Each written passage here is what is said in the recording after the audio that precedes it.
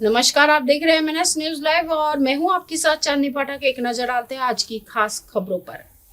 इंदिरा के एक फैसले से पीछे हटना पड़ा देश पर भारी, परमाणु हथियार तो दूर, भारत के आगे घुटनों पर होता पाकिस्तान। अमेरिकी खुफिया एजेंसी के पूर्व अधिकारी रिचर्ड बालो ने एक चौंकाने वाला खुलासा किया है। उनका दावा है कि 1980 के दशक की शुरुआत में भारत और इजराइल ने मिलकर पाकिस्तान की कौटा परमाणु सुविधा पर एक गुप्त हमला करने की योजना बनाई थी। इस ऑपरेशन का मकसद पाकिस्तान को परमाणु हथियार बनाने से रोकना था। बार्लो ने तत्कालीन भारत के इंदिरा गांधी सरकार के इस हमले को रोकने के फैसले को शर्मनाक बताया था और कहा कि अगर यह हमला हो जाता तो बहुत ही सारी समस्याएं हल हो जाती। बार्लो उस समय अमेरिकी खुफिया एजेंसी में परमाणु प्रसार रोकने वाले अधिकारी थे। बार्लो ने बताया है कि उन्होंने खुफिया हलकों में इस योजना के बारे में सुना था, लेकिन वे सीधे तौर पर इसमें शामिल नहीं थे क्योंकि वे 1982 से 1985 तक सरकारी नौकरी से बाहर थे। बार्लो के अनुसार यह योजना इजराइल और भारत की ओर से पाकिस्तान के कहूटा यूरेनियम प्लांट पर एक पूर्व नियोजित हवाई हमला करने की थी। यह प्लांट पाकिस्तान के परमाणु कार्यक्रम का दिल था। इस हमले का मुख्य उद्देश्य इस्लामाबाद को परमाणु हथियार विकसित करने और उन्हें ईरान जैसे देशों को देने से रोकना था, जिसे इजराइल अपना एक बड़ा दुश्मन मानता है। पाकिस्तान ने ऐसे उठाया था फायदा। बार्लो ने यह संकेत दिया है कि उस समय के अमेरिकी राष्ट्रपति रोनाल्ड रीगन की सरकार ने ऐसे किसी भी हमले का कड़ा विरोध करती है, खासकर अगर यह इजराइल की ओर से होता। इसकी वजह यह भी थी कि यह अफगानिस्तान में सोवियत संघ के खिलाफ अमेरिका के गुप्त युद्ध प्रयासों में बाधा डाल सकता था। बार्लो ने बताया है कि पाकिस्तान परमाणु ऊर्जा आयोग के पूर्व प्रमुख मुनीर अहमद खान जैसे अधिकारियों ने अमेरिकी सांसदों जैसे स्टीफन सोलारस को चेतावनी भी दी थी कि अफगानिस्तान में सहायता के प्रवाह को बाधित करने में महासहयोग खतरे में पड़ जाएगा। बार्लो ने यह साफ किया कि तत्कालीन भारतीय प्रधानमंत्री इंदिरा गांधी ने इस ऑपरेशन को मंजूरी नहीं दी थी। उनके अनुसार इस हमले में न केवल पाकिस्तान की परमाणु महत्वाकांक्षाओं पर लगाम लगती, बल्कि क्षेत्र में अस्थिरता भी कम हो सकती थी। बार्लो ने यह भी माना कि अमेरिका का विरोध इस योजना के नाकाम होने का एक बड़ा कारण है, क्योंकि अमेरिका अफगानिस्तान में सोवियत संघ के खिलाफ अपनी लड़ाई में पाकिस्तान की मदद पर बहुत निर्भर था। इस निर्भरता का इस्तेमाल पाकिस्तान ने अपने परमाणु कार्यक्रम को आगे बढ़ाने के लिए किया। बार्लो ने कहा कि मुझे लगता है कि रीगन मेनाचेम बेगिन का सिर काट देते अगर वह ऐसा कुछ करते, क्योंकि इससे अफगान समस्या में बाधा आती। उन्होंने इजराइल के पूर्व प्रधानमंत्री मेनाचेम बेगिन का जिक्र करते हुए यह बात कही। कहूटा परमाणु सुविधा, जिसे वे पाकिस्तान के परमाणु कार्यक्रम के जनक और एक बड़े प्रचारक AQ खान के निर्देशन में बनाया गया था, बाद में पाकिस्तान के परमाणु हथियार हासिल करने में बहुत महत्वपूर्ण साबित हुआ और इसका नतीजा 1998 में पाकिस्तान के पहले परमाणु परीक्षणों के रूप में सामने आया। एक बड़ा मौका हाथ से निकल गया। बार्लो ने इस बात पर जोर दिया कि अगर भारत और इजराइल की योजना सफल हो जाती है तो पाकिस्तान के परमाणु कार्यक्रम को एक बड़ा झटका लगता और शायद दुनिया की सुरक्षा की स्थिति आज अलग होती। उन्होंने कहा कि यह एक ऐसा मौका था जो हाथ से निकल गया और जिसके नतीजे आज भी महसूस किए जा सकते हैं। यह योजना 1980 के दशक की शुरुआत में बनी थी, जब पाकिस्तान तेजी से अपना परमाणु कार्यक्रम आगे बढ़ा रहा था। कहूटा प्लांट, जो इस्लामाबाद के पास स्थित है, पाकिस्तान के परमाणु हथियार बनाने के प्रयासों का केंद्र था। इस संयंत्र में यूरेनियम को इस तरह से तैयार किया जाता था कि उसका इस्तेमाल परमाणु बम बनाने में हो सके। अगली खबर, बिहार के दलित वोटों के लिए इन 20 सीटों पर बीजेपी की एक खास रणनीति। जाने मायावती से कैसे मिलेगा फायदा। बिहार में 11 नवंबर को दूसरे चरण की वोटिंग होनी है और इसमें पहले बीजेपी ने दलित वोटों को अपने पाले में लाने के लिए खास रणनीति बनाई है।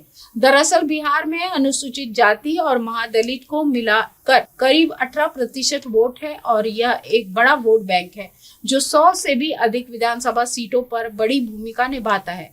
खास बात यह है कि बीजेपी ने अपनी रणनीति में बहुजन समाज पार्टी को भी ध्यान में रखा है।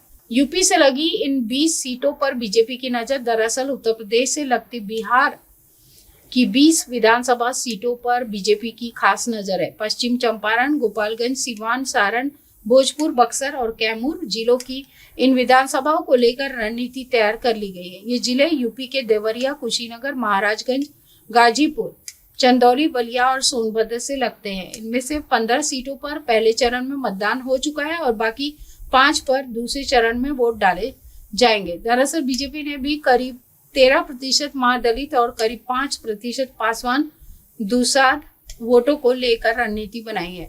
दलित वोटों को ऐसे एकजुट कर रही है बीजेपी। पिछले विधानसभा चुनाव में चिराग पासवान अलग अलग चुनाव लड़े थे और इस वजह से दलित वोटों का बिखराव हो गया था। इस बार बीजेपी ने करीब 12% महादलित वोटों को एकजुट कर रखने की रणनीति पर काम किया है। पार्टी का आकलन है कि जीतन राम मांझी के कारण करीब 2.5% मशहूर वोट एनडीए के साथ रहेंगे। इसी तरह चिराग पासवान करीब 5% दुसाध पासवान वोट को मजबूती से एनडीए के पाले में रखेंगे। मायावती पर बीजेपी की पैनी नजर है। दलित वोटों को लेकर बीजेपी की नजरें मायावती पर टिकी हुई है। बीएसपी ने सभी 243 सीटों पर अपने उम्मीदवार उतारे हैं, लेकिन बड़ी संख्या में नामांकन रद्द होने से अब लगभग 190 उम्मीदवार ही बचे हैं। मायावती ने तो कैमूर जिले के भभुआ में चुनावी सभा भी की थी।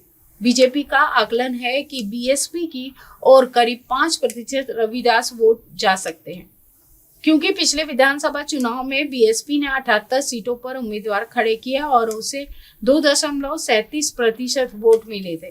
बीएसपी का अलग लड़ना बीजेपी के लिए कैसे फायदेमंद है? बीएसपी ने चैनपुर सीट जीती है। हालांकि बाद में विधायक मोहम्मद जमाल खान जेडीयू में शामिल हो गए थे। करीब 30 सीटों पर बीएसपी दूसरे या तीसरे नंबर पर रही थी। खासतौर से पश्चिम बिहार के सीमावर्ती इलाकों और कैमूर, रोहतास, आरा, बक्सर आदि जगहों पर बीएसपी की पकड़ साफ दिखाई देती है। ऐसे में इस बार बीएसपी का अलग और अकेले लड़ना राजनीतिक तौर पर एनडीए को फायदा पहुंचा सकता है। इन दलित जातियों पर एनडीए ने अनुसूचित जाति के 39 उम्मीदवारों को चुनाव मैदान में उतारा और इनके नाम तय करते हुए दलित और महादलित वर्ग के अंदरूनी जातीय समीकरण का भी ध्यान रखा गया है। रविदास, मशहूर, पासी, भुइया, धोबी, डोम, नट, भोक्ता, कंजर आदि प्रमुख जातियों को टिकट देने में भी प्राथमिकता रखी गई है। अगली खबर, मातृभूमि के लिए जान दे सकते हैं लेकिन वंदे मातरम नहीं गा सकते। एसटी हसन के बयान से मची खलबली। राष्ट्रगीत वंदे मातरम के 150वें वर्ष पूरे होने के उपलक्ष्य में देश भर में कार्यक्रम आयोजित किए जा रहे हैं। शुक्रवार को स्कूलों, कॉलेजों और सार्वजनिक स्थलों पर वंदे मातरम गाया गया था। वहीं मुरादाबाद लोकसभा के पूर्व सपा सांसद डॉक्टर एसटी हसन ने इस पर बयान देकर सियासी हलचल मचा दी है। उन्होंने कहा कि मुसलमान अल्लाह के सिवा किसी और की इबादत नहीं कर सकते, इसलिए वह वंदे मातरम नहीं गाएंगे। पूर्व सांसद ने कहा है कि हम देशभक्त हैं और मातृभूमि के लिए जान दे सकते हैं, लेकिन पूजा नहीं कर सकते। मुसलमान सिर्फ अल्लाह की इबादत करता है, जमीन या किसी अन्य वस्तु की नहीं। उन्होंने कहा कि वंदे मातरम में धरती की पूजा का भाव है, जबकि इस्लाम में इबादत सिर्फ अल्लाह के लिए होती है, इसलिए मुसलमान वंदे मातरम नहीं गा सकते। उनका बयान सोशल मीडिया पर वायरल हो गया है। मीडिया से बातचीत में पूर्व सांसद ने कहा है कि वंदे मातरम को लेकर विवाद कोई नया नहीं है। यह मुद्दा 100 साल पुराना है। सवाल यह है कि इसे अभी क्यों उठाया जा रहा है जब बिहार में चुनाव है। उन्होंने कहा कि देश में हिंदू मुस्लिम का मुद्दा कौन उठा रहा है, यह सबको मालूम है। सरकार को अब ऐसी सियासत से बाज आना चाहिए। अगली खबर, गुवाहाटी के आसमान में राफेल, सुखोई और अपाचे भरेंगे परवाज। आज से वायुसेना के 2 दिवसीय एयर शो का आगाज। भारतीय वायुसेना अगले 2 दिनों में गुवाहाटी में पूर्वोत्तर क्षेत्र में पहला पूर्ण स्तरीय एयर शो आयोजित करने जा रहा है। शो में देश के लड़ाकू विमान जैसे राफेल, सुखोई, अपाचे और IL-78 रिफ्यूलर का प्रदर्शन किया जाएगा। भारतीय वायुसेना की 93वीं वर्षगांठ समारोह के उपलक्ष्य में पूर्वी वायु कमान शनिवार और रविवार को ब्रह्मपुत्र नदी के ऊपर लाचित घाट पर शो का आयोजन कर रही है, जिसमें 25 से अधिक संरचनाओं में 75 से अधिक लड़ाकू हेलीकॉप्टर और विमान प्रदर्शित किए जाएंगे। रक्षा मंत्री राजनाथ सिंह रहेंगे उपस्थित। रक्षा मंत्री राजनाथ सिंह पूर्वी वायु कमान के air officer commanding in chief air marshal Suraj Singh की उपस्थिति में रविवार को नदी की प्राकृतिक सुंदरता के बीच इस नजारे को देखने के लिए उपस्थित रहेंगे। राज्यपाल लक्ष्मण प्रसाद आचार्य और मुख्यमंत्री हेमंत बिस्वा शर्मा और अन्य गणमान्य व्यक्ति भी कार्यक्रम में शामिल होंगे। रक्षा जनसंपर्क अधिकारी लेफ्टिनेंट कर्नल महेंद्र रावत ने बताया कि यह पहली बार है कि भारतीय वायुसेना पूर्वोत्तर में इस तरह का विस्तृत शो आयोजित कर रही है। वायुसेना के लगभग सभी विमान और हेलीकॉप्टर आकाश में विभिन्न करतब दिखाते हुए प्रदर्शित किए जाएंगे। यहाँ के लोगों को हमारे आकाश योद्धाओं की एक झलक मिलेगी। इसी के साथ देश और दुनिया की तमाम खबरों के साथ बने रहें और देखते रहें MNS न्यूज लाइव। नमस्कार। आप देख रहे हैं MNS न्यूज, सच जरूर।